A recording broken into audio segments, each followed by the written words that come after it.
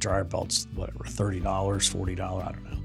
It's not a lot. Take a few screws off the back panel, you can roll the belt on, and you're done.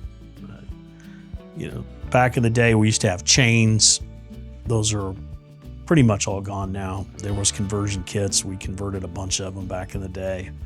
But to put a belt on, that is something that an owner, manager, maintenance person can absolutely do.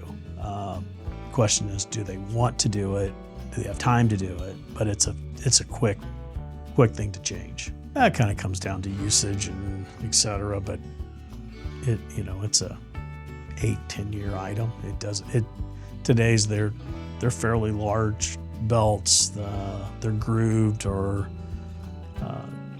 we don't see a lot of problems. A lot of the units have self-tensioning on them, so this belt expands a little bit. There's a little extra tension on it, so it keeps that nice and tight for it's not slipping.